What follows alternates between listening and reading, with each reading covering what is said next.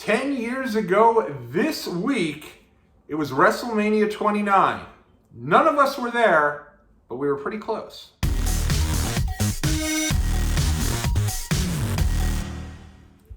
What is going on out there, world? It's your boy Tommy on the spot for Watch Along Wrestling. Hopefully everyone is doing well and staying safe. It was 10 years ago this week where the WWE was coming home for WrestleMania 29, and we're going to talk about everything from that momentous weekend. I am joined once again by my main men, my two boys right here, James and Tobe. Tobe, how are you doing today? Doing fine.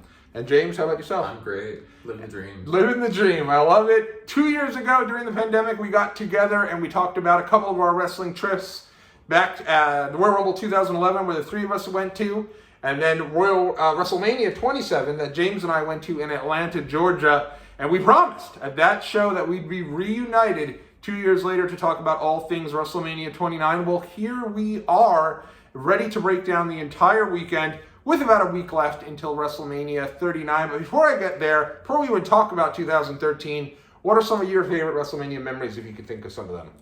My mind is a total blank right now. I have to get back to it. We'll start with you, Tobe. What would you say your favorite WrestleMania memories? My favorite was really the Edge fight against The Undertaker, because that was just on my edge, well, literally on the edge of just watching that, thinking Edge is actually going to pull this thing off and end the streak, and, well, little we know, we knew what the script was. Yeah, unfortunately it didn't happen. That was a great match, though, and main event of the show, which I think was one of the good ones there. It's very interesting because there are so many great ones I remember from growing up. WrestleMania 10, Bret Hart versus Owen Hart. Even before that, WrestleMania 6, Ultimate Warrior against Hulk Hogan.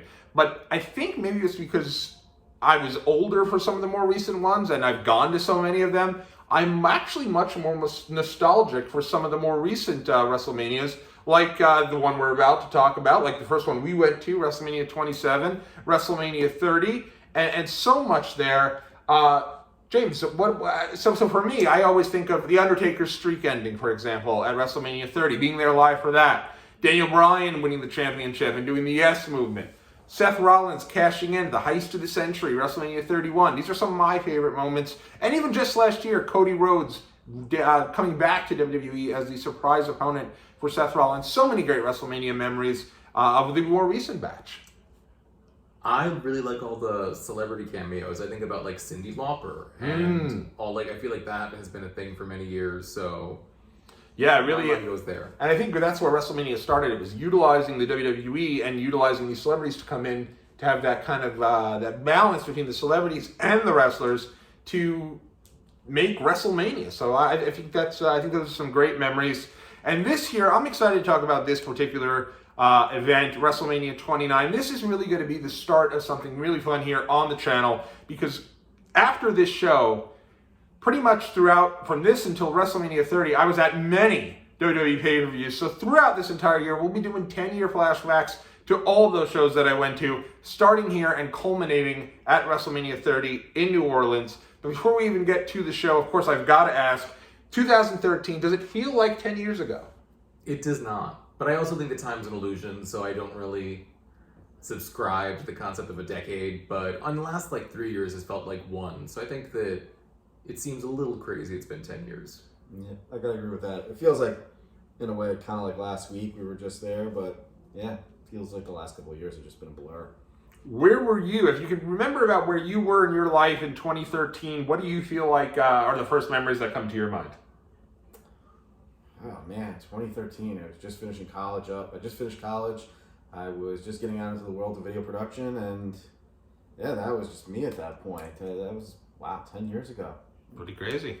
I was at a crossroads in my life at the time. I had just finished working in the music industry, and it was a couple of months before I started working in TV film, so it was like a very specific moment in time where I had the freedom to work with you guys at that WrestleMania. I remember when Thomas first told us the idea, I was like, okay, never, not in a million years, but you know, well, it ended up being fine. Well, for me, probably one of the biggest things I remember about this particular time in my life, and I'm sure many of our lives, Hurricane Sandy had just came through, and my wife and I, my wife now, and I just started dating, and we started dating in I think it was September of 2012, so literally just about a month or so before Hurricane Sandy came and hit where she was, and she lost complete power in her apartment and actually had to move in with myself and my family. So we became very close very fast. And this actually plays a role in this weekend. There's a reason I'm setting the table there by telling that story as we get into the weekend. But yeah, I'll get into it. WrestleMania 29 was coming to New York, and for me, I was like, I've got to go. It's in New York, right? There's no thought about it. There's no chance that I'm not going to go. It's in WrestleMania. It's in my backyard here. Well, not really. It's in New Jersey, but it's supposed to be in New York. So I figured we have to go.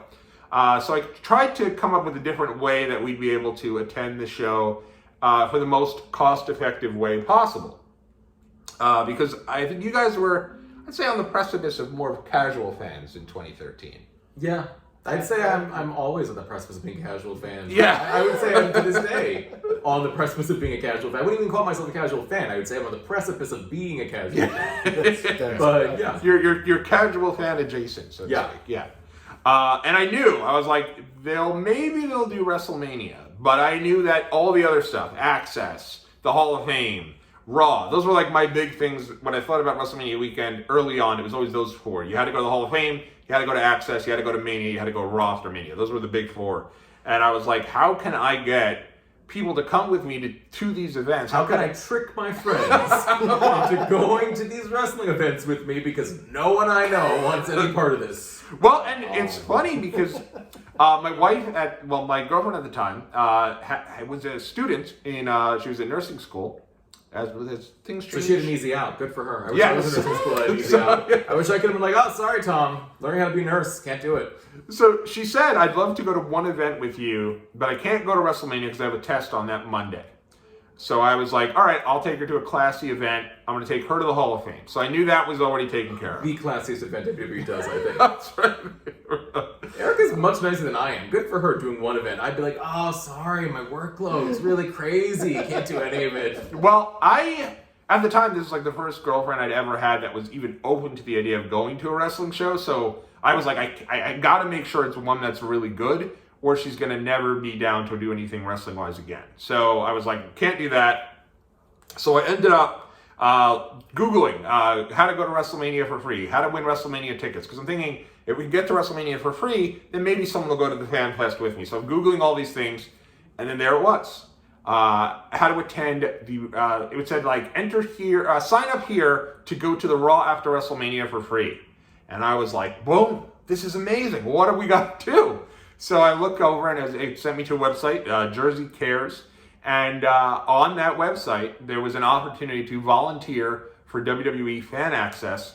And the story was, if you signed up for 3 shifts, you got an access session for free.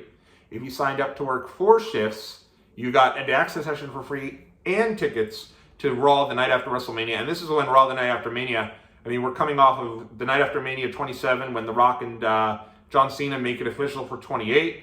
The night after 28 where Brock Lesnar returns. So it had been known as a big deal in the world of WWE, and those tickets sold out instantly when they went on sale. So I was like, okay, now this is great. I guarantee I can get somebody to do this with me. So I called you guys up and I was like, so what is your budget for the weekend? And I don't even remember what it was, but I was like, I have this opportunity to work Axxess, and this is what we'll get. And what was your first thoughts when I told you about it? No. Why? Do we really have to do that? That was my initial. Is this necessary? I mean, also the word volunteer is being used very loosely. They had people working essentially what in different settings, like I worked for South by Southwest for a lot of movie and film festivals, music festivals. You pay people to work those shifts. So the idea that it was a volunteer shift because it was loosely associated with the charity is them exploiting labor to a really crazy degree, but I mean, whatever. It really was. They were taking advantage of the fact that they knew people wanted to go to that show. They knew people were big wrestling fans if they were going to do it. And so there was like no funny business. You couldn't do anything except basically work this show and this event. Tobe, what was your first thoughts when I told you about this opportunity? Were you excited about it? I was excited about it, but at the same time, I was trying to find a way out of it. But then once I heard James was going to do it, I was like, all right. You're telling me we worked 4 shifts? We worked 4 shifts. I work think 4 there was an shifts. orientation, or they were like, Yep. yeah. So, I do not I remember have being there pictures. for 4 separate shifts. Like, Yep. my memory's a blur. We Yep. were there. We were there. We were there Thursday night, Friday night, Saturday morning. We attended the Saturday afternoon session. Yes, and Sunday morning. Yes, we did all We that. drove to Jersey. We Every did day. all those Yeah. days. I had to take off work. Yeah. I remember I had to take off work. I don't remember if you drove or I drove or somebody drove. I think we all took turns. I didn't, because I only had my license for about a year at that time. So Yeah. But you were clutch. I remember because they needed. So the rules were you had to wear this Axxess shirt, Axxess Volunteer, light blue, Baby with a blue, WrestleMania 27 hat. You got those included. They fed you every day. They gave you some like crappy box lunch. amazing. Yeah. Would they give us pizza? No, it was like sandwiches. I think wasn't Oh. I think those people were it? Maybe it was. I don't remember what. PB&J. I just remember I was starving afterwards and said I had Yeah. to get food. And there was like a lounge you'd be able to go hang out in for a bit, which we loved the lounge. We have great photos of Do you. we? I have such I a have memory the of photo. this. I have some Toby photos. was showing me before I came I have of some you photos. just like snapping photos of me while I sit there. Because for me, I was geeking out. My first thoughts of this were, oh my God, I get to attend every Axxess session. I thought this was the greatest thing ever. And it was one of these deals. They originally made us also attend an orientation, as James had mentioned. And they basically made us go. And if you couldn't attend an orientation, you were out. And these were in the middle of the day. So you had to take off. It was one that was held on a Tuesday, one that was held on a Wednesday. And you had to go to one of them middle of the day. So I had to blow off work that day. I did too. And then I had to go to this orientation. And do you remember the wrestlers? There were Who two. were Yeah, there? I'll remember for the rest of my life, Tom. I know it was Darren Young. Was it? Yep. No, primetime players. Okay. Was it both of them? There were two. Yeah, it was Darren Young and Titus O'Neil, who's still with the company. No. Titus, yeah. Yeah. And they used to do millions of dollars. That was their thing. And he had the pick for the Afro pick. I know what you're talking about. I'm confusing with the fact that we worked with so many of the wrestlers during Axxess. I think I was with Crime Time during Axxess. You were. Yeah. You were with the booth. It was JTG and Hornswoggle. God. Oh my god. And they were in the Divas booth. I'll explain why in a minute. Did the Funkadactyls exist yet? Because I have a strong memory of one of them being there. Was that a thing? Yeah. Okay. Yeah. So I'm pretty sure I may have worked that as well. So yeah, I had the most depressing of all the assignments, I feel like. But I remember the Darren Young situation because Darren Young walked in and we made like prolonged eye contact with each other. And I was like, huh. And I asked you after he had left, maybe like later that day, I'm like, so Tom, is Darren Young part of the LGBTQ community? And he was like, no, of course not. And I was like, okay. Because as a member of the LGBTQ community, he gave me what we referred to as like a vibe. And it was some pretty intense eye contact. And I just got a feeling. So, and then years later, I think he came out, right? Months later, right before SummerSlam 2013. I missed my shot. Should have done it. Yeah. Darren Young, if you're watching this now, you can find me on Instagram. It's Jameson like the Irish whiskey, but with 2 N's at the end of it. And I'm sure Darren Young might be watching this. You never know. What else is he doing? Is he wrestling still? Who doesn't watch the Watch Along Wrestling WrestleMania content here on legions of YouTube? fans. I wonder if any of your fans are female. What's the over under on if any women watch this thing? Maybe my wife and mother I and sister. no. Maybe I not. think the last one to watch this thing. Dakota will eventually watch it. No, I don't think so either. No. She No. usually asks me, hey, can we turn back on Baby Shark and turn Daddy off? But we had gone to that, and I remember they had us, there was like a Q&A with primetime players, and they were acting at the time like they were the tippy top. Like they showed up in that room, people went crazy, because they didn't tell us there was any wrestlers that were going to be coming. So everyone went nuts, like, oh my God. And I remember, I'm almost positive you were on your way to the restroom when you saw them walking into the place. And it was very cool. I mean, the primetime players at this point they were just starting out. But I remember they had the shirt of the primetime players with the afro and the pick, and it was just the afro and the pick. But it was cool. I mean, 2013 WWE, you had a lot of really fun characters kind of on the up and up. We did do a tour of WWE Axxess, which was different than traditionally. Traditionally, Axxess is like in a convention center, but this year they actually had it in the arena. Do you remember that? I do. It was weird. Yeah, and the VIP that time was probably the coolest VIP ever. You'd pay your normal money to meet, your big star, but afterwards you were able to walk backstage and go see the locker room and go see Gorilla and make your way onto the entrance ramp that they did because they had this set up all weekend in the Izod Center, the now defunct Izod Center, for Monday Night Raw. So it was... yeah, the center's gone. Yeah, in the Continental Airlines Arena. Maybe it's not the Izod Center, but the one we went to is Continental Airlines Arena. Oh, that probably is gone. Yeah. Is that where you saw Clausfest? Yes. Wow. Yep. Yeah, we saw tons of shows there. I think I saw the final show ever in that building, and it was the Slipknot. It was like a Slipknot show, and I remember looking up, and I was so excited they had in the rafters the #1 fan for WWE because they had retired that at SummerSlam 2007, which was in that building as well. So lots of history for us in that building. And yeah, so that was what it was. The next day, by the way, they did have another orientation. Crazy Me was trying to convince these guys to go to a second orientation because now I'm like, who's going to be the big star? Who's going to come and greet the fans and talk to them there? Do you remember who it was? Was it Darren Young again? It was not Darren Young again. It was someone terrible. It was maybe it was a diva. No. Oh, was it like a legend? Like no. All right, who was it? It was Fandango. Yeah, I think we got the better deal. Well, I'll retell that story by making eye contact with Darren Young for as long as I live. But the only difference is that day, the other surprise that the people who got that orientation had gone to was, and I think we might have had it as well, when they went through the Axxess session, Triple H and Stephanie were also going through the Axxess session. Didn't get to meet them, but they were there, which I thought was cool. And I think that was the same thing when we went. I'm pretty sure. Yeah. So that was an interesting piece of it. And I just remember the orientation being like, oh my God, this is way more serious than I thought it was going to be. I thought this was just going to be like... Again, the word volunteer used very loosely. Right. I thought volunteer like you'd volunteer like you would at like an Ozfest, where like you get a volunteer shirt and then kind of just walk around and hang out and do whatever you had to do. Not the case. They were telling us like this was like very strict. And because they were able to hold these Raw tickets over our heads, it was one of these deals where they were like, hey, if you screw around here, if you mess this up, that's it, you're done. And we're going to have you go home and we won't give you your tickets. Luckily for me, I didn't care about Raw, so I'm amazed I showed up to all these volunteer shifts. Fast forward, I got that free ticket to Raw. I never actually went. Yeah, it's true. That's true. It was, and I remember they also had us with attire, and you did come through because for some reason you needed like black pants, and you had a bunch of extra Dickies pants. As well as... Did I give you black? You didn't own a pair of black pants? I did not have that. How is that possible? Remember, at this time, I'm still 2013. I had jeans, but I didn't have any. I mean, I was working, not at like a regular place. So you came through with the Dickies, and you gave me also a Met shirt to borrow because we didn't have... couldn't wear... None of this. Yeah. I don't remember this. So what happened was, if you worked sure it happened, Axxess, you then had to attend Axxess. You couldn't wear your volunteer shirt because it would confuse people. And I didn't have an extra shirt, so James had an extra Met shirt somehow. I don't know how you had a I Met guess shirt. I bought one at a Mets game. And I you probably gave it never to me. wore that shirt. You probably still own it to this day. Probably do. Probably still in my usual attire, my usual rotation of shirts.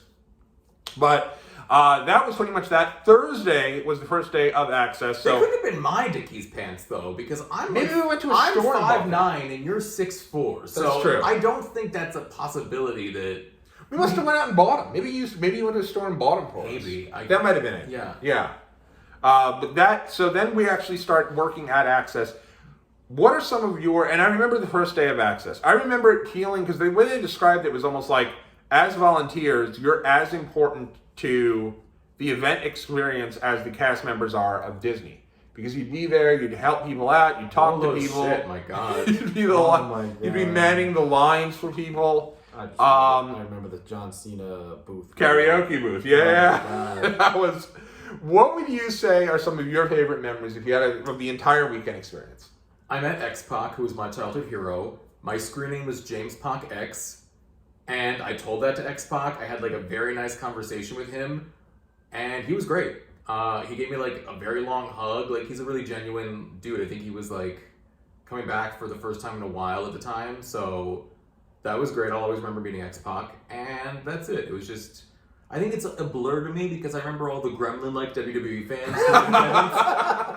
In fact, many of them were working the Axxess event as well. Like, I think that's the reason why Darren Young sought me out in that crowd. I feel like it was me and every goblin that you could imagine crawling out of the sewers to work at Axxess event. And the two of us. Yeah, present company excluded. But, like, you guys, I don't think, give off any kind of, like, queer energy. So it's like, I think Darren Young saw me and I was like, yeah, totally. I get it, Darren Young.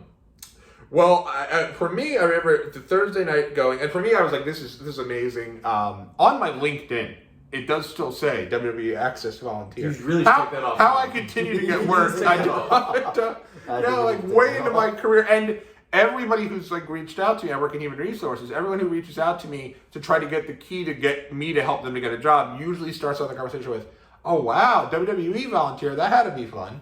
That's usually how to cue me up. So. But the one thing I remember anyone most... watching this, just know you can embellish your LinkedIn to a degree that's just complete fabrications and lies. Thomas is doing very well for himself now, so well, believe me, lying is the key to getting ahead. Well, you know what? I think probably anytime I've applied for WWE, they probably went on my LinkedIn, saw WWE Axxess volunteer, and went next. Nope, I'm the gremlins. Can't do it. Can't feed them after midnight. Can't get them wet. No sunlight. Those are the 3 rules. So we had gone to do. So I remember the first night, one of the coolest moments of this entire thing. We were like greeters as people were coming in. So like they were coming in. We were the Walmart greeters of WrestleMania Axxess. True. So I remember there was a lot of, "Hey guys, welcome to Axxess." We're gonna hand out the map, and I remember they gave us the full list. So this is always like, I know the people who work Axxess have the full list of everyone who's coming out because that's what they gave us. Yeah. With the full rotation of the entire weekend of everyone scheduled to work every single booth. That's how we knew to get a good spot for X-Pac. I think that's how we went to the session that X-Pac was at because we saw him there. Yeah. And they had, and you were big, Toby was a big fan of Bad News Wade Barrett. So we got to see Wade Barrett. He had the Intercontinental title belt at the table. That was those were like our 2 big ones that we met at that Axxess. I feel like people would come up to us and ask us about like who was going to show up that weekend. And we were like sworn to secrecy. No, I know. I want to tell everyone where the Funkadactyls would be. Yeah, how to meet the Funkadactyls. Who's going to be here? Yoshitatsu. That was. It was like. And people, why did they keep that a secret though? I mean, like that sounds such a weird. Like, why were they so cagey about? Like, wouldn't they want to advertise who's going to be? They want people to show up to all the Axxesses, like. Well, and for me, I used this because I was like, all right, I have this information. I could contact a wrestling website and get a gig working at a wrestling website by providing this information to them. Always a scheme. And I did do that. And every night when we'd go home after doing this, I would record my diary for a wrestling website. What wrestling website would that be? You don't want to name it out loud? You're not on good terms with this wrestling website. What was it? www what? It was PWInsider.com. Speaking of gremlins. And I remember I recorded. You watch this, right? I recorded. I don't know. So I recorded the first one. They got people to pay money to be subscribed to that terrible nonsense. Me for many years. That's sad. So I had recorded the entire first day of my video diary. My diary wasn't a video; it was audio, and I had used my real name, Tommy on the spot. And he had wrote back and he's like, "You got to redo the whole thing. If you ever want to work for WWE, and I think you probably do if you're volunteering at Axxess, they'll never hire you if your real name is out and connected to this site." So I had to redo the entire thing, and I went by Tommy Albert for that website. God, that guy's so weird. But it made me think that like the people who work at PW Insider are probably using not shoot names, which is interesting. Mm-hmm. But first night there, I remember. Do they think they're going to be working for WWE one day? No, I think maybe not. Then they just want their anonymity. I think maybe that could be it. Their legions of fans would definitely harass them.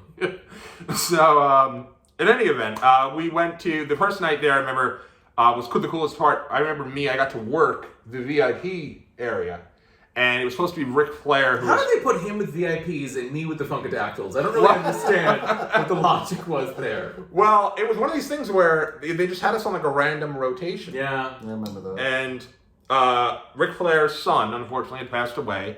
So he was supposed to be the VIP. They had told everyone, no, it's not going to be the, Ric Flair's not going to be able to make it. If you want refunds, you can, or you could wait for I thought his son was supposed to be the VIP. I'm like, why would they want to meet his son? Oh, his son passed away, so Ric Flair didn't show up because of it. Right. And actually, that's what made Charlotte get the business was I mean, that's what she says. I just feel like it's like her crazy ego, but whatever. Well, so they said if you want refunds, you can go ahead and get it. If not, there is a replacement that we found. Do you remember who replaced Ric Flair? It was someone better than Ric Flair. It was. I can say that I remember it being someone great and being like, oh wow, who would care about Ric Flair? And he was somebody you couldn't get tickets for throughout the rest of the weekend. I don't think they did another session. They may have, but I don't think they did. Who was it? It was The Undertaker. Yeah. Oh yeah. And I remember just being there because I was doing the line and basically hanging out there and they used to tell us when we were doing the line, you had to go to the superstars and tell them when there'd be someone on the disability line. And if someone was on the disability line and lying, you had to tell that person, hey, you have to get off this line. Never is that going to happen because some folks that are on the disability line legitimately, and there are many that did not have a disability, but legitimately had like a mental illness. So you're not going to be able to just pick them out. But I'd also like to say there are many invisible disabilities that you would not be able to tell just by looking at someone. So I feel like the idea that someone has to be like this disabled to be qualifying for that, I think is a little bit antiquated. Yeah. My sister has ADD and she has a... I also have ADD. Yeah, and she has a disability card and cuts every line. I do not have a disability card. Yeah. I didn't know you could do that. Yep. If she goes to Disney, she goes to the front of the line every single time. I will have to give her a call about that. So, I have PTSD too. Can I like jump on that bandwagon? So they did, and you'd have to go to the wrestlers and you'd have to tell them, hey, just letting you know we have someone on the disability line. And most of the time they were cool. Most of the time they'd be like, all right, great. Yep, I'll be over there in a sec. Thanks so much. So I had to go tell Undertaker, and I remember being like, this is the Undertaker. He's the scariest dude ever. This is awkward. I'd be like, sir, you have some people on the disability line. Sir. And he'd look at me and go, I'm going to get to him when I can. And I was like, yes, sir. So it was like very awkward. But that area... I remember the Undertaker being a douche. Yeah. Not the Funkadactyls, though. They were lovely. I'm sure they were great. I mean, they were just barely hanging on there. One of the big things for me, I remember, and this is the most awkward of the stories, was I was on I was working the Total Divas booth, because Total Divas had not started yet. It was getting ready to debut on E a couple months later. And they had a deal where every diva was going to be on this line. And I remember it was supposed to be Rosa Mendez followed by AJ Lee. So a gentleman gets up on the stage and asks Rosa Mendez if he can kiss her. I remember that.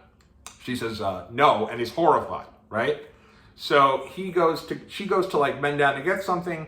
He sneaks back up on the stage behind her and tries to steal a kiss from her. She was horrified. He's escorted off the stage, but allowed to stay at Axxess. And that's crazy to me. Insane. And I remember he came off the stage and said to his buddies, I had to know, man. I had to know. He went for an up top. And again, the gremlins that go to these things. Well, they decided that moment that they're not going to have any more of the divas available for photos doing this. So AJ Lee was replaced at the Total Divas booth by the Usos. And I got to hang out with the Usos working their line for about 2 hours as there was like nobody who would have thought a decade later they'd how far the Usos would come? They'd probably be main eventing one night of WrestleMania. Crazy. How crazy is that? Question. Am I conflating this with something else, or was one of the Funkadactyls the one on Tough Enough who said her favorite match is Alicia Fox? Because she did. Yeah. Okay. Yeah. That's what I thought. Yeah. And Stone Cold, of all the damn matches, your favorite is Melina versus Alicia Fox. She couldn't even come up with like a better line. You could, let's say, any wrestler. Just pretend it's a match. Stone Cold against The Rock. Yeah. That's my favorite.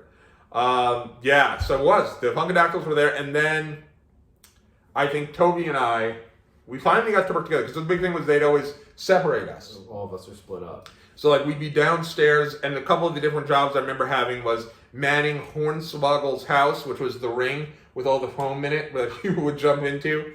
The guys at Talking Taker, when I told them about that, made a joke that it must have smelled terrible in that little... Those Talking Taker guys are hilarious. I love... Shout out to the Talking Taker podcast. They're awesome. They are great. So we had done... I remember that piece of it. And it was like the downstairs by the arena floor. It looked really cool. It was an awesome setup.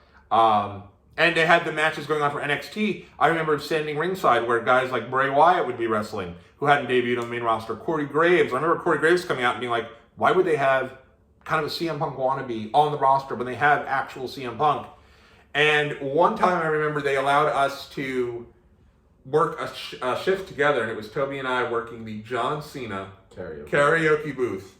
Did you ever work with John Cena? I have no memory of doing. I have like such. I'm amazed. I did 4 shifts. I thought it was maybe 2. The line was really long for that one too. People want. Oh, people were into it, and I'll never. So it was basically your mix of people. You'd have your kids who are cute, right? They go in there with the Cena gear. No, I did not work a John Cena. We did. I feel like we may have done it more than once because this was like the one that, as a volunteer, no one wanted to do because the volunteers were a bunch of marks who just wanted to hang out with the wrestlers. I was definitely not a mark. No, you were not.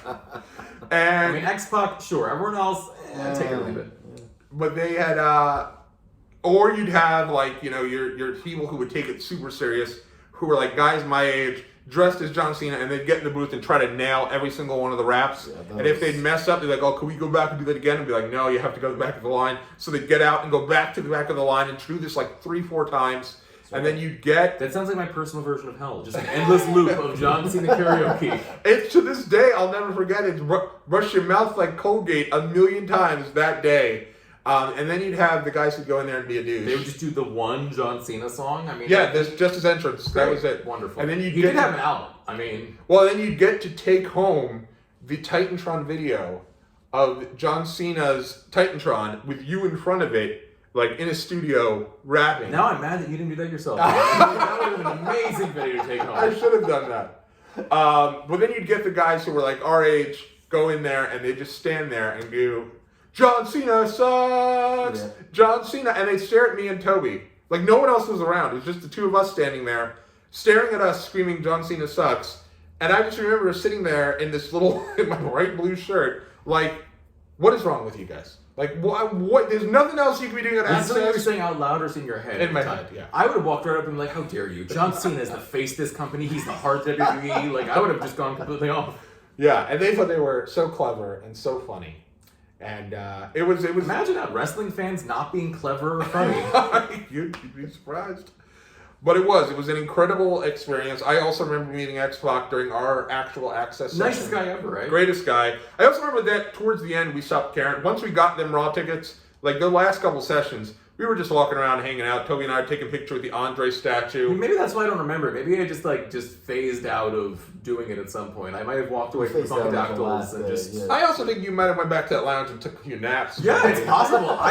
My memories of this event are very foggy. I mean, I get it was 10 years ago, but like, wow. Yeah, it was... but yeah, I'll never forget us hanging out in the rafters when CM Punk came out, and he cut this promo that was like your old school ECW promo. I do remember that. Like called the lady in the crowd a crack whore and all these things. And we were like, what is going on? So for me, after doing all these Axxess sessions, I am immediately hyped. I remember now I start getting a little worried. We don't have tickets. And so I remember I tried to go, somebody told me I could go to the box office and try to get tickets. So I went to the MetLife Stadium the day before, or maybe a day or two before WrestleMania, and they were actually rehearsing the entrance of your favorite and mine, the Funkadactyls, Brodus Clay, and Sweet Tea. Poor Brodus Clay. Prince Albert. Sticking him with that gimmick. I mean, like...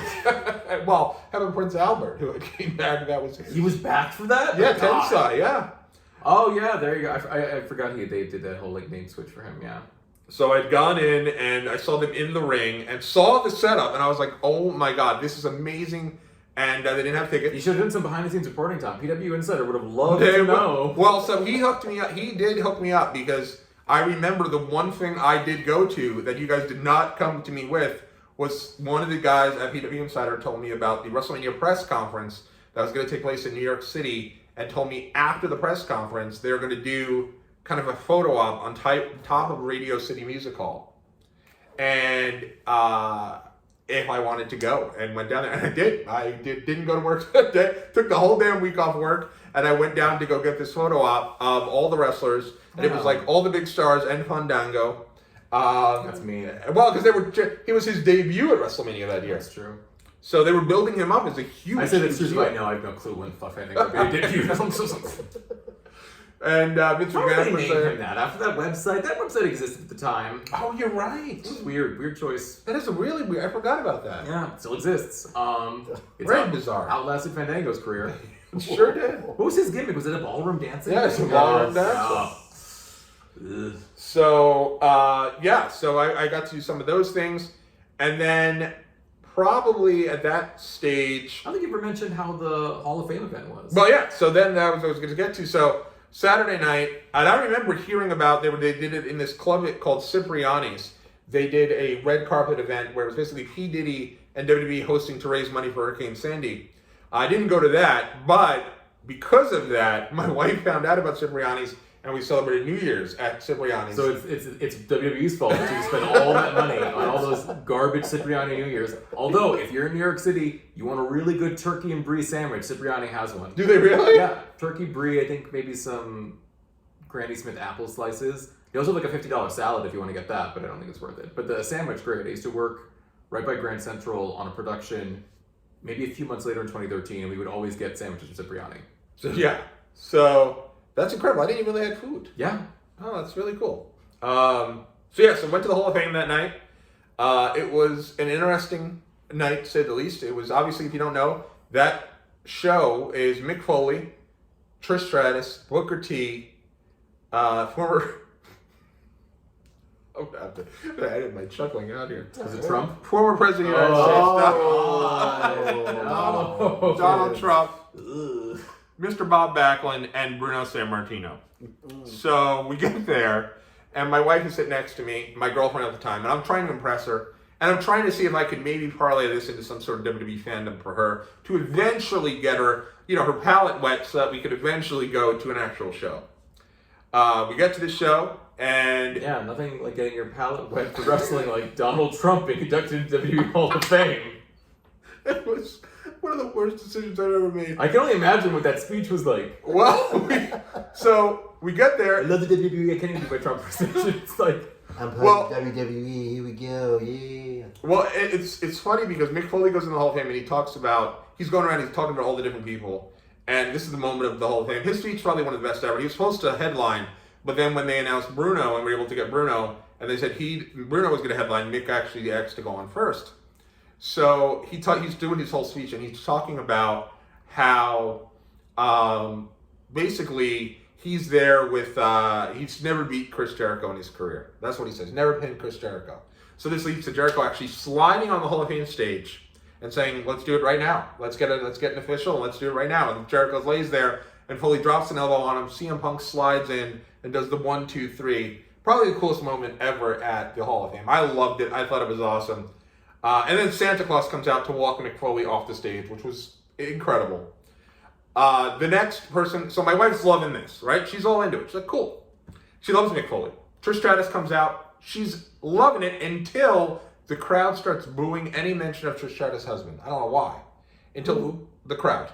booing who? Trish Stratus' husband. Oh, I didn't know she had a husband. Yeah, I guess the crowd at the Garden didn't know either. They were booing him out of the building. Yeah, I mean, like, if she didn't have a husband, I'm sure that whole crowd at the Garden would stand a chance with Trish Stratus.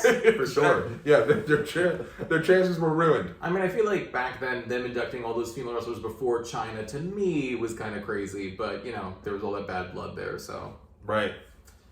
Well, they did do so. Trish Stratus, and then remember the big ending was Trish Stratus actually revealing she was pregnant. So the crowd popped huge for her husband and started chanting for his name, which was cute. But then at that stage, my wife goes to me, all right, what is this event? Where's the ring? When are we getting to the matches? This is enough. Like, we got enough. And I said, well, this is not a traditional wrestling show. No, this is actually just like horrible long speeches, Yeah. one after the other. So my wife was like, you've got to, this is all this is for all night? And I was like, yeah. She was like, listen, I want to go outside, make a couple calls. I'll see you at the end of the show. Good for her. And then she came in a couple times, and she came in once, and I remember Maria Menounos was on the stage inducting Bob Backlund, being booed out of the building, and my wife was like, what is this crowd doing? Poor Maria Menounos. And then she came in and sat down, and Vince McMahon was out there, and who did Vince McMahon induct? But Donald Trump, who was booed out of the building entirely. Oh, yeah, hardcore. That? Okay. And Vince McMahon said, did we see Maria Menounos in a WrestleMania match? Am I remembering? Yeah. Oh, God. Am I remembering that correctly? In 27? Was she in like a mixed tag I'm match? pretty sure. Yeah. Wow. Okay. And so my wife at that point was done, and she was like, all right, that's it. And so she went outside, and it was rough, and I thought, this is it. And then at the end of the night, she said to me, the next show we go to better be a real wrestling show, which immediately the light bulb went off for me, that I knew I had to pick a good one, which and eventually I would. But yeah, so at that stage, and I remember it was very early in the stages where I was doing like the StubHub stuff. That would exist, but no one really was doing that. You remember you buy tickets on StubHub? Be super. I was super actively expensive. buying tickets on StubHub back was then. 2013. Yeah. I was. And I looked over, and the only seats available for WrestleMania were like tippy top, $350 each. And I was like starting to think, like, my God, I just did all of this stuff. I attended every Axxess session. We have another one tomorrow morning, and we had to get there. The session started at 8 a.m. We had to get there at 7 to get ready and get. I don't know how you did this. I give you a lot of credit. I have no idea either. I really have no clue. You don't remember? What a how good- you did what- that. No, I have Friends. such little memory of this. You woke up and somehow you got in the car. I do remember saying that my idea for you to get WrestleMania tickets was you holding up a sign that said "We'll dance for Mania tickets," and I felt like somebody was going to take pity on you enough and offer to like sell you like an extra ticket they had. But Well, the best was because I didn't want to go, I didn't need to go. I was fine with not going. So I felt at the end of these Axxess sessions, I was fired up. Right? I'm like, this is my maybe that's why I didn't show WrestleMania. up to Raw. I think I was physically exhausted from this. You had nothing left, Yeah, like. And I remember being like, this is my Mania. I love this. And we went to the store. They had a store of all things wrestling memorabilia in the MetLife Stadium store. And Did we run into our old friends Binder and I Almeida was there? about to say, yes, we did. Oh, well, he wasn't going to name them, but Well, since we've named it, Binder, now a very well-known podcaster, YouTuber, Twitter, yeah, the whole Twitter does he follow personality. you? Does he follow you? He does follow me. At Tommy on the spot. Okay. We remained follows for many years. Me, about 700 He still follows follows. me on Twitter with Yeah. like 400 followers. Yes, 700 followers. Matt Binder, about 100,000. But hey, it is what it is. Who's counting? It's the spirit that matters. And I will say, on Watch Along Wrestling, I have about 3,500 followers. So I do thank everyone That's a shock to me. who has I don't know who these people are. who has followed me on Twitter, and about 1,200 subscribe right here to my YouTube channel. So thank you to everyone out there. But what I will say is, we did see them, and at the time we had a bit of a riff with them. We hadn't seen them for years. Who's we? I think I was fine with them. Well, I wasn't good with that. I don't have And risk with me. we were fired People up. generally like me, and just, I let people be who they are. And I remember I said, "Did you enjoy Axxess?" And it was awkward, right? You could tell there's like a little tension between us. There was definitely a lot of tension. And he said, it was great. I just sat in front and watched all the NXT matches, and I had a great time. I was like, cool. And then she noticed our shirts. She was like, what are you guys doing here? And I was like, oh, you're not going to believe this. We got to volunteer, and we got Axxess tickets. We're going to Raw Monday. This is amazing. And she said, wouldn't logic say to you this would have been a great opportunity to rekindle things by letting us know about this opportunity? And you never did. And it was very awkward. If only I could have explained to her what human misery was involved in volunteering for that. I mean, on paper, I'm sure it sounds great. It was not great. It was bad.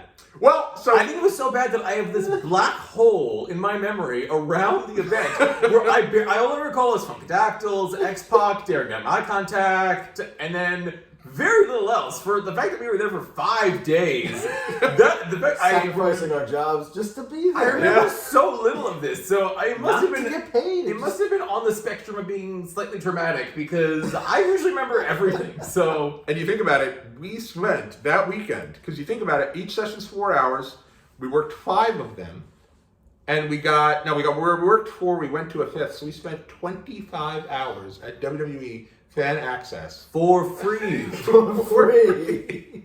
For me, I thought it was amazing. And I remember I was positioned myself at stations where I could kind of have a bird's eye of the ring, because they kept doing all these things to hype up the show, to the point that by the time I left, my hype level was like through the roof. I was like, I gotta get to this show. You didn't want to leave. I did not. I couldn't get enough of it. I was like, bring it, let's go. This is amazing. James, I you feel were like ready to go home, James. Spending any extended time in New Jersey for me is always a very draining experience. My aunt lives there now. I visit her once every couple of months, if that. Because every time I go there, it's like $40 in tolls. But just being there, something about being in the state of New Jersey just drains your energy. I don't know what it is. Well, Okay. after... Go ahead, Toby. Hopefully, no New Jersey The viewers subscribers watching on that Watch part, Along right? Wrestling. I'm sure that the Jersey quotient of your subscribing base is right now. But they know. They're not oblivious to the fact that Jersey's a terrible state. Well, not to mention this is being built as you're in the heart of New York City, and except for the whole No, it's thing, industrial Everything factory, was in backwater New New Jersey. If we were in Hoboken, that'd be one thing. We were in the middle of nowhere. But yeah. And so we end Axxess. We're feeling great. At least I am. I was gonna say feeling great's it's a little bit. Well, I'll never forget one of the crazier pieces of Axxess was the time on the Friday night where they're broadcasting live on SmackDown, and if you ever watch that SmackDown, it makes it look like Axxess is the most fun experience. It's not. They show up for 2 seconds, film a little something, and then they're out of there, and it make it look like everyone's hanging out, doing like call your matches with your favorite announcers, when that's not happening the remainder of the weekend at all. If you remember that, I do not remember that, as I remember almost nothing of this event. But go on. and then the big. So you're hyped. You have to go to WrestleMania. Well, yeah, we're leaving, and I remember the last thing. I don't know if you guys were with me. I wasn't but, with you at this point. I had left already. It was just you two now. No, this is me. This is still at Axxess. Oh, there's still. And 3MB is coming in. The team of Heath I Slater, remember this. Drew McIntyre, and Don't You Dare Hinder Jinder Mahal. I remember this. I remember being like, why would they do this to Drew McIntyre? Why would they bury him in this?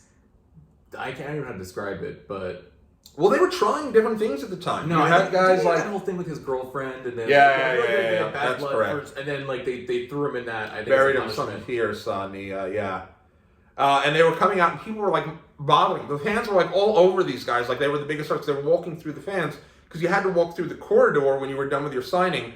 And they were like, all hands on deck, everyone run over and help 3MB, and we ought to run over and try to peel off the fans. Run was a loose term. I think I gingerly walked there, and I was like, But I remember Drew was really cool. It was like, thanks Drew so was much for great. your help, Extremely guys. charismatic Like, in person, Yeah. very attractive. there you go, yeah. I mean, and little did we know that not only would Drew McIntyre, but also Jinder Mahal, a former WWE World Champion from that God, I time. forgot about that. So, Weird choices. Not Drew McIntyre. He deserves all of success, but Jinder Mahal. What was that? yeah, I agree. It was a random, weird title reign. So this now, we leave. This is Sunday. You're like, I'm good. I got my wrestling Fourteenth fix. I was Yeah. Waiting for your shot. And I remember going like, now I start getting really worried. Like, there's no tickets available anywhere. And I'm like, what are we going to do? Like, am I going to really miss WrestleMania after all of this? And so I asked the guys, I'm like, would you be down to go if I can get us tickets? And Toby's like, I'm done, man. I'm ready to go back. I'm going to go home. I bailed at this point. I'm going to watch the show at home. You ordered the show, right? Yes, I ordered the show. I was tired. I was like, no, I'm not doing it. Sorry, Tom. $65 to order the show, too. So that was a commitment from you to order the show. But And then you I went- heard what happened. Well, so what happened I was think I said to you that like you were down to kind of go. I was down fine. to go, but I really didn't want to like pay for a ticket. But I would be happy to like tag along with you and like do whatever. But I just really wanted to find a way for you to go. I was fine with not going. Yeah, well, that was and my dad the whole weekend too kept saying, may he rest in peace. Are you not going to go to WrestleMania? I mean, this is Wrestle freaking Mania. You got to go. It's in your backyard. 2 years in the making.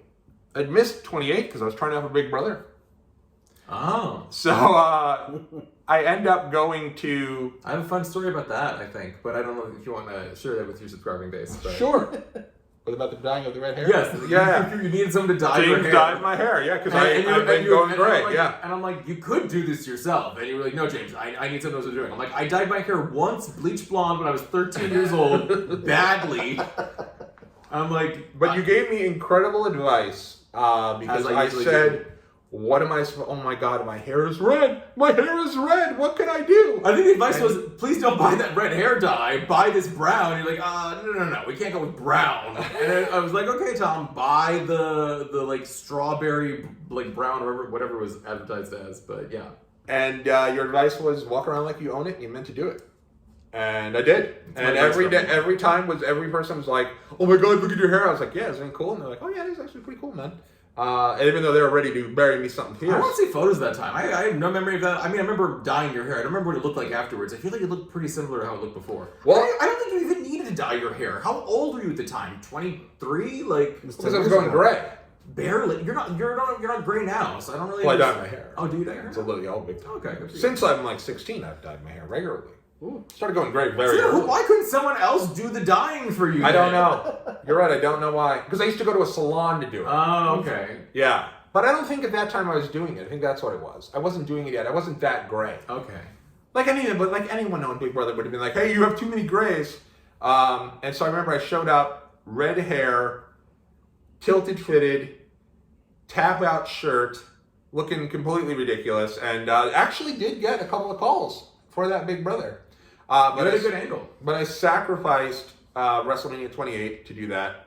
So WrestleMania 29, I'm like, what am I going to do? So I start getting desperate, and I went on to Craigslist don't ever do this. I don't think it And- exists. Oh no, I think it does exist. but Well, it's now so people go on Twitter and people get it the same way. You ask somebody, someone says, "Hey, 2 tickets to tonight's Bad Bunny show." You reach out to them, you say, "Oh, can I pay you PayPal goods and service fees?" No, you have to send it to me through Zelle, or you have to send it to me through that, and then that's it. You're screwed. Cash App. You can't get your I money have back. actually done maybe 5 or 6 concerts through Twitter that way, and every time I was convinced it was like, oh, I'm gonna get scammed. And every time it's worked out. Really? It's always face value, and I was always like super nervous about it. But yeah, it's actually worked out. Well, for you me. got to tell who it. You got to see if it's a real person. I mean, I'm pretty good at sussing people out, which brings us to this Craigslist thing. Right. You found a guy on there who was willing to sell you 2 WrestleMania tickets. 2 WrestleMania for tickets. a reasonable price comparative to Four what people- tickets, Yeah. $250 each. Okay. And I $500. said, no one would be selling floor tickets for that little money.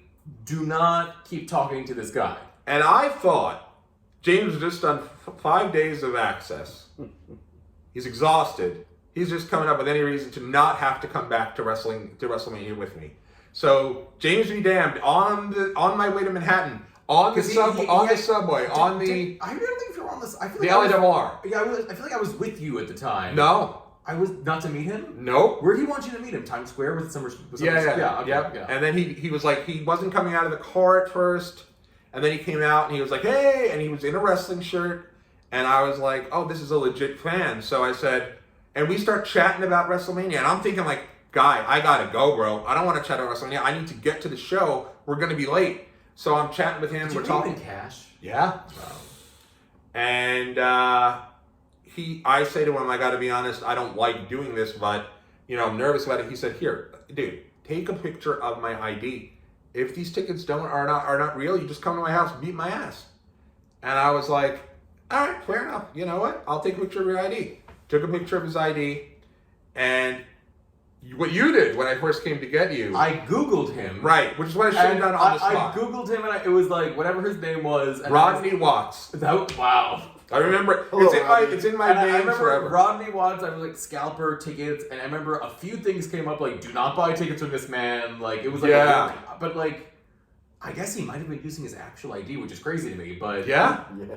And I remember I did call the police, but then there was like a lot involved. I never even ended up filing the report. And I remember you. I don't know why we didn't show up to his house and beat his ass. Well, we texted surprised. him because I remember you texted him. You're like, because what happened is we eventually do go to MetLife I think I texted him trying to meet up with him a second time to get more tickets. Yeah, so that you could try. Yeah, I think that was my because I don't think I texted him like saying, "Oh, I think this is a misunderstanding." I think I texted him. Yeah, trying you're right. To get him to meet with you again, but. And I remember I still went to MetLife. I was like, even though maybe he's changed the stripes, maybe these are real. Went to MetLife, paid the $50 parking fee, got right outside of MetLife, walked right over. I'll never forget. As we're getting there, we had missed a few matches because we were late. So Fandango's music was playing. He was like third on the show against Jericho, and our tickets were fake. Horrible moment. We're standing. What were you thinking? I was thinking, I begged Thomas to not do this. I don't know why he couldn't have listened to me, but I don't know. I mean, I was very sad for you because it obviously meant a lot more to you than it meant to me, as the fact that whole weekend is a black hole in my memory, I think would attest to. So we went back to your house. I think that we bought the show. We did. So my mom. So here's how it kind of unfolded. My mother bought the show for us. Okay. My girlfriend, who was studying for her exam the next day, now forgets the exam. She's like, "Screw it, I'll come over and watch the show with you. I'm sorry that happened." I And you bought us all food. Seamless something. And we were able to start it from the start. Yeah. So, I mean, we're there till 2 in the morning watching this thing. And I have to say, maybe one of the worst manias ever. So if you had to miss a mania, I think if you go back, I'd say 15 years. Yeah. There was only one good fight. All the modern WrestleManias, I feel like people want to shit on 27, which we went to, but 29 for me did nothing. And I wasn't even because I was sour from the experience of not going, because I could care less if I went or not. Just something about those matches, it didn't flow, it felt so uneventful. Like from start to finish. Yeah, it was just not a good Mania for me. I don't know if other people remember it fondly, but like it was just very strange. It was. Yeah, and you had, I mean, you look at 27, you have the Undertaker Triple H match. 29, you have the CM Punk Undertaker match. The match was probably even in terms of how good they were. There's nothing on 29 that's as good as Edge versus Del Rio Rey Mysterio against Cody, Randy Orton against CM Punk. Those were solid matches The that were main on that events of card. 29 just like... Brutal. Not to mention the main events of 29. It's a 3-match show, and I remember when we got to the Izod Center, each one of the pillars had a Cena, a Rock, Triple H, Lesnar, Punk, Taker. The entire show was a 3-match show. It's literally the final 2 hours of that 4-hour show are just 3 matches. Yep. The rest of those matches on that card are just nothing. I mean, the Shield against Big Show, Sheamus, and Randy Orton. Of course, the Shield won. Miz and Wade Barrett. I remember being at your Miz house and Wade Barrett. and being like, I know I'm biased because I'm not a huge wrestling fan, but this feels like a really shitty WrestleMania, and I watched all the WrestleManias up to that point. Yeah. So, Honestly, when I was watching it, I was kind of falling asleep a little bit watching that. and I feel like 30 was a great WrestleMania. It was. It So, was. and I think that just like the fact that you go from such a bad one to the one you went to the next year was so great. It was definitely a And the redemption for entrance sure. also for like The Rock and Cena was just like very overblown too. I mean, Well, and I remember the year before, so I'd say probably the coolest things about 29, obviously Taker, CM Punk, with the live in color performance, the living color performance, awesome stuff. That's a great match. The second best thing on the show, honestly, is the entire New York's landscape that they created with the Brooklyn Bridge, Statue of Liberty. I actually have to say the T-shirts we had, some of their actual like art and their like design of that stuff was really good looking. It looks really fun. Like Yeah. And then I got to be honest, at this point I like did it. my girls the Funkadactyls make it to Mania? Were they They on the did pre-show? not. Taker and CM Punk went too long, and their match got cut. They bumped the Funkadactyls. And That fight did go a really the long first time. episode of Total Divas ever is all about them getting bumped at WrestleMania. But they got bumped the next day, so Toby and I got to see that one live. Let's go! We got to see the Who was eighth the man other live. Funkadactyl? Naomi Naomi? and I can't believe they did this to Naomi. I know. the next day, And we got to see it live. That eight person tag. I'm so happy for the two of you. Yeah, that yeah. was something. That And it was. I think Cody Rhodes just explained it that no one thought that match should have been on the Mania card, but they felt that there were certain people on that match that should have had a spot on the Mania card. Yeah, that one Funkadactyl that was not Naomi. Yeah.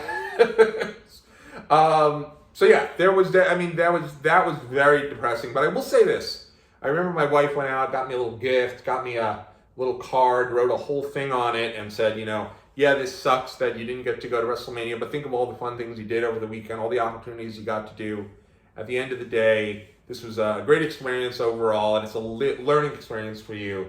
And it was Listen to James at all times when he warns you not to do things. Advice Thomas still is not taking. There's so many times over the years, in this last decade since then, that I'm like, no, don't do this. And he's continued to do these things. And each time I think he should reflect and say, wow, I probably should have taken James' advice there. I feel like I'm a very sage Take that under person, control. very wise. I've lived a very full life. I think that my advice is usually pretty sound. So Thomas's continued efforts to just completely oppose all advice I give him really is only to his own detriment. So... Well, I will say... if anyone out there wants life advice, I do moonlight as a life coach every now and then. My rates are I'm not even lying. My rates are exorbitantly high though. So, but I mean, if you really want, like, I can help you out. We so now we're set up, and so I will say that moment is, and I'll say it forever. That moment's the moment I noticed I was going to be marrying my wife. I said, this woman is going to be the woman I marry, and we would eventually go to our first wrestling show just a couple months later in Los Angeles for SummerSlam 2013. And we ended up going to so many shows then. And I really think her and I going to so many shows really was kind of the end of an era. This show, this weekend, of us being together the entire weekend was in many ways. Thank God for Erica. I mean, like, I remember you would just sell me on going to 27. I wanted to go to WrestleMania Live, so I was like, okay, let's do it. I mean, I'll still go to Rumble Live to this day because the Rumble is, like, very fun live. But I remember you to really talk me into 29. I was at the edge there. So thank God she came along. Because I do not think I could have kept on going, especially because I feel like it was a weird time in WWE. So it was like... Well, I think the 2013 is a very exciting time. Because a lot of people came back for The Rock. Yeah. So during his little 2-year back in WWE, people were watching. So you had some fun characters. I thought Total Divas was actually a great addition to the programming. People were kind of into that. I think what they did Daniel with Bryan division, with the what they did with yes a lot of movement. with the people on the top of the card, I feel like they got to a place where it was better. But at the time, I remember those were some rough years to try to watch WWE. I feel like 2010, 2013 was like... Yeah. Well, it picks up, I'd say, with the summer of the Yes movement with Daniel Bryan. Yeah. It goes from that, SummerSlam 2013, to WrestleMania 30. Pretty good stuff. And we'll document a lot of it here on the channel. I will not be here for it. I was not there for WrestleMania. No, you were not. No, sadly. But this might be my last appearance on the channel. Well, I'm sure we'll get you. I'll find a way to shoehorn you in. I'm sure you'll force me into another wrestling event like you did with Raw a couple months ago. A couple months ago, we went to Raw. Raw. Another 10-year reflection. Into That's right. Yeah. 15-year reflection of the same experience. Yeah. 20-year reflection. Don't get me going. Well, I'll do it. You'll be very blank. You'll be like, I have no idea what's going on. I mean, I barely remember it now. Like, I remember the Funkadactyls, Darren Young, hugging X-Pac. Everything else is very muddled together after that. Toby, you have never been to a WrestleMania. No, I have not. But you did come 5 years later with me to an NXT TakeOver as part of SummerSlam 2018 weekend. That. And you also came with me to the Raw after SummerSlam 2016, where it's myself, you, and Barclays my brother-in-law, Deej. Yeah. Oh, wow. So I remember you guys were still around. You guys are two of my best friends in the whole world. You're both groomsmen in my wedding. Who? Both of you. Us? Yeah. Oh, yeah, okay. Yeah. But I do think you guys were there for me to do the wrestling stuff, and for years I would try to find us tickets. would have tickets. been your best man. You think that would have been a direction you would have gone with, but interesting. Plead the fifth on that. So Bad decisions made many times, but yeah. We had I will say, you guys I think were always there for me, knowing I kind of needed someone to go to these shows with. And once I found my wife and we started going to WrestleMania every year, all these different shows, I think you guys were like, all right, I'm fine. I've just an Eric and Edible arrangement for taking the brunt of the pressure of having to go to wrestling shows with you off of my back. She took that and then you dropped us from those. Yep. Well, so the best part then this whole thing culminates. We're not done yet. We're not? Oh, no. Raw? Yeah, I'm not going to go through the ins and outs of WrestleMania 29. Feel free to go watch the show. Let me know what you thought about it. I know this is a WrestleMania 29 weekend look back. I'm not going to ask these guys to break down Ryback and Mark Henry. If you guys, except the fact that it was I would be able to if I tried. Yeah. So, I didn't know. Or Jack Swagger versus Alberto Del Rio for the world title at WrestleMania. I mean, what were we doing in 2013? Maybe this wasn't so I remember good. Del Rio winning the Rumble was a lot, but that was something. Yeah, gosh. So, the next day is Raw. And now I'm defeated that I didn't go to this Mania. It's taken its toll. I forgot we were up to like 3 o'clock in the morning. I'm like, why was I sleeping so late that day? Yeah. I'm like, oh yeah. And not to mention, up at 7 in the morning to get to Axxess that morning. We worked in Axxess Sunday morning. That's right. Yeah, our final one in order to get the ticket to Raw. So, I mean, total madness. So you had me up at like 6:30 to 3 a.m. to 3 on a.m. that Sunday. Wow. And in the middle of it, I went to Manhattan to go get these tickets. So the next day, obviously, no work. Work is like a joke at this point. Didn't go to work. And now we're now ready for Raw. Now I gotta get myself in the mindset for Raw. What were you thinking as you're getting ready for it? You were probably pretty excited at this point.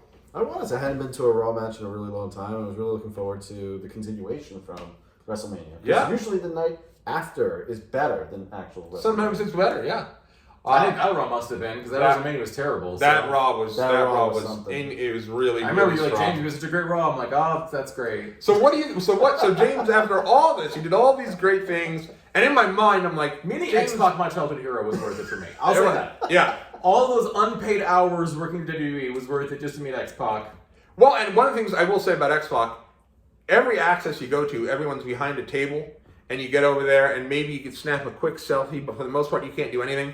X-Pac was standing. He would take photos in the front, taking photos, and they'd be like, "Sir, go sit please go sit behind the table." He was like, "No, if you're gonna meet me, you're gonna have a good experience." And I thanked him for it, and he said, "How are you doing?" I said, "Trying not to mark out, honestly." And he said, "If you got to mark out, this is the place to do it." So, good guy. I remember I think the only wrestler I probably ever marked out for. Yeah. Yeah.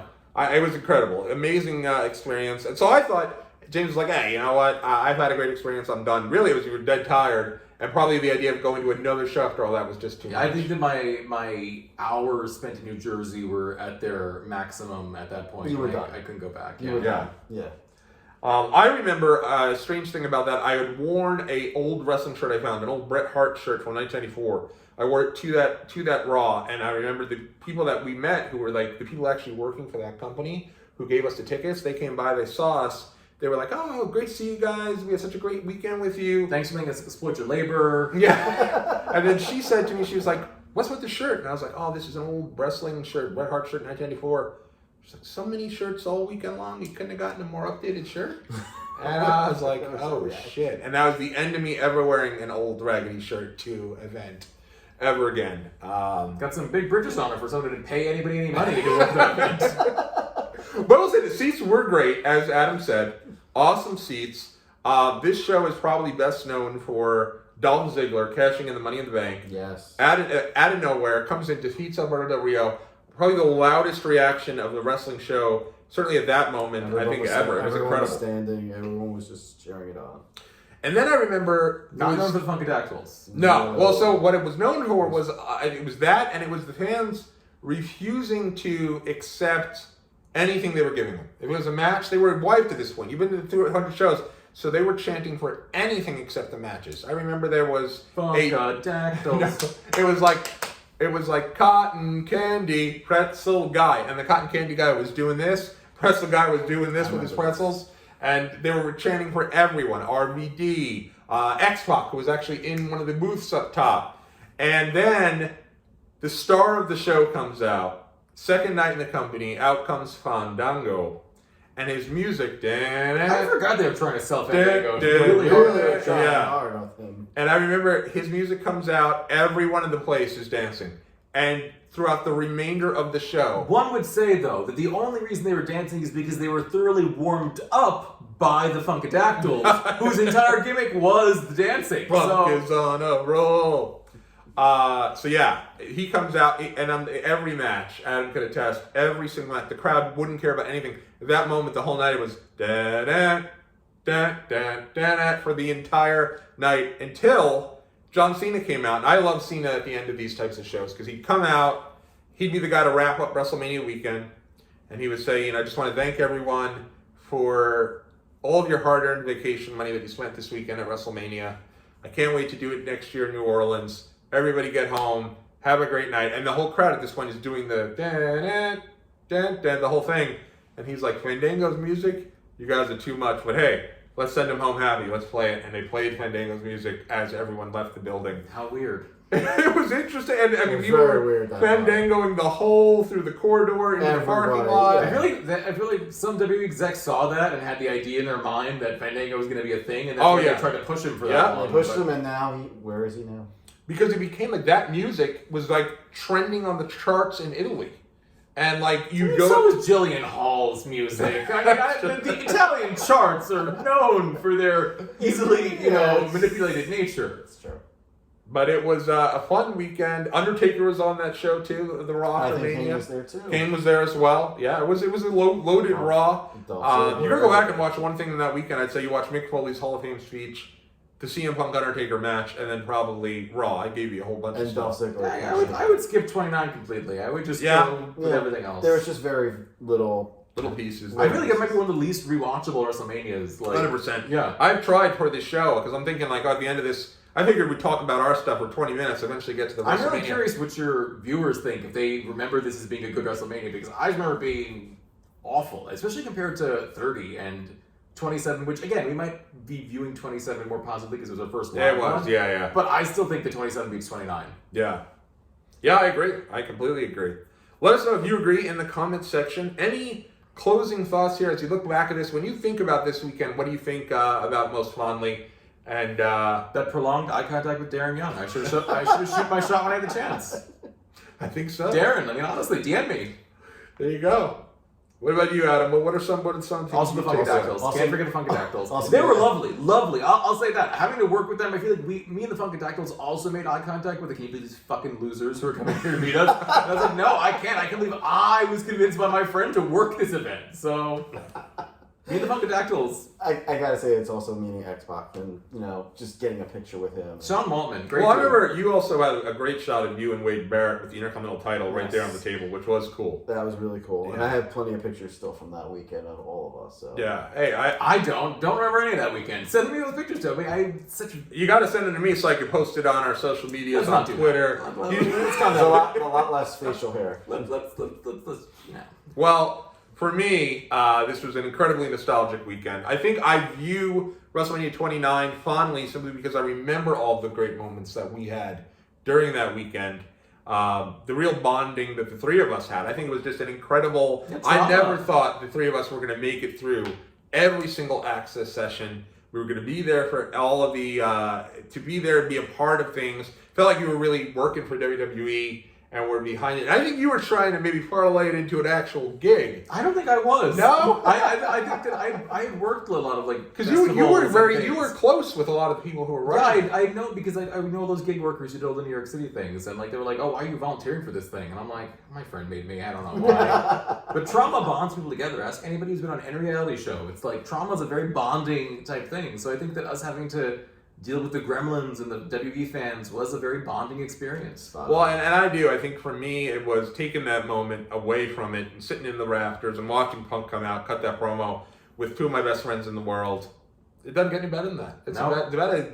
That is, when I think back at WrestleMania, that's just a top memory for me, to be honest. I loved it. If you can't tell, I'm the one of the three of us that remembers this so fondly because of the idea that morning we'd wake up, you'd go pick up James. We'd usually have to wait a half an hour for him to come downstairs. How dare you? More than half. More than half. Those of us with ADD have a very hard time doing the things that we need to do. I really thought he was upstairs like, do I got another one of these in me? I always thought he was just looking out the window. You should be lucky I came. Yeah, Like, exactly. I peeled myself off the ground to get into your car to go to New Jersey 6 days in a row. And I was, and you think about it, it's like these guys were doing that every day. And I was so amped up. Like, I was the more excited every day we'd go. So I give you guys a lot of credit. That was great. And a lot of times we'd call out of shifts for it. And it was a great memory for me when I look back at WrestleMania, even though it's a bad WrestleMania. Yeah. So why I always say, if you go to WrestleMania, make sure you stock your weekend filled with activities so that at least you have something you can look back on fondly. I think that's why they say the real WrestleMania is the friends we made along the way. Oh, look at that. How nostalgic. How great. What a great way to wrap things up. Let us know in the comment section what you thought about it. Elsewhere on the channel, make sure you go back and take a look at my vlog from WrestleMania 33 week down in Orlando. And I'm also joined by Alex Dorio from Talking Taker, talking about his experience going to WrestleMania 34, the second WrestleMania non-pandemic that I missed along the way. So that's another fun story that we'll get into on that one. But continue to track our 2013. We're starting things off here. In a few months, I'll have a friend join me about his experience to Money in the Bank 2013. And then we'll hit him SummerSlam, Survivor Series, and everything leading right up to WrestleMania 30. It's a really fun time in my life. I'm excited to relive all these things. I'd love to invite both of you to join me for each and every one of those lookbacks right here on Watch Along Wrestling. Who's with me? Maybe not. He's joking because we weren't there. They weren't there. It's very funny. Yeah. Very Tobe liked the joke. Very good. So, I'm glad Tobe liked it. and thank you, Tobe, for allowing us to come into your home here to record this. Which is why I think it looks a little bit cleaner than normal videos. Over in Just my a house. nice background. Right? It's very true. With a wall that's not, with a bunch of kid things that are ripped off the wall. But yes, thank you guys again. Any closing thoughts here on WrestleMania 29? Funkadactyls never got their due. I really think they could have been something. Funk At was least on a they roll. owe me. Yeah, I'm with you there. What do you, Adam? I would have walked out too. I have to agree with James. There you go. Well, that's going to do it for us here. We will see you guys in the next video. Enjoy WrestleMania 39 some 10 years later. 10 years.